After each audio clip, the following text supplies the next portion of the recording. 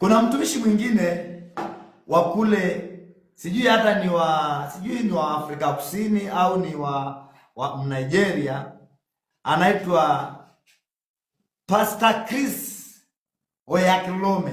Pastor Chris Oyakhilome. Sasa ili ujua kwamba haya mambo ni Mungu ndiye ananifunulia. Mimi simjui.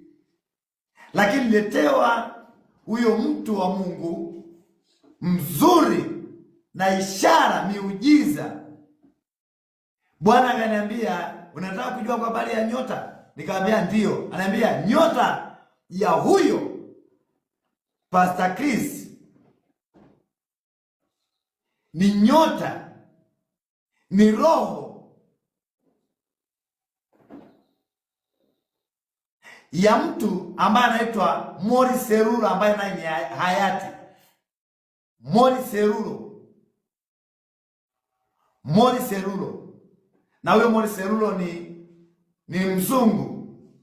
Lakini Bwana akawa ananiambia ile neema yake ipo duniani kwa kutumia Pastor Chris Oyakhilome. Kwa habari ya nyota hii usifanye mchezo naposema, kwa sababu ni kwa ajili utambue. Kwa hiyo Pastor Chris asikilizwe, maana Morris Cerullo Mungu alikuwa anamtambua kama nabii namba 1 duniani. Kuna wakati Mungu alikuwa anamtambua kama nabii namba 1 duniani. Kwa hiyo amenionyesha hiyo roho iko sasa kwa Pastor Chris.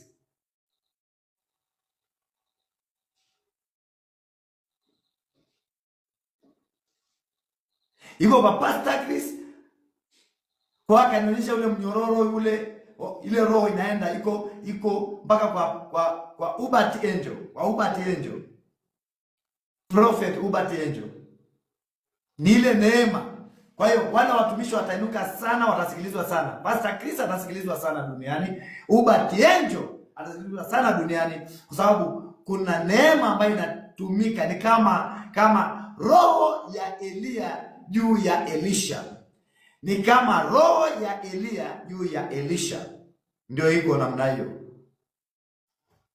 Ni kama ile roho ya Musa juu ya Joshua.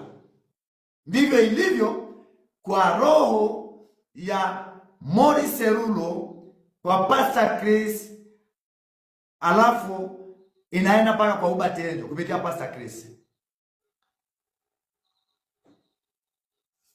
Acha chuki.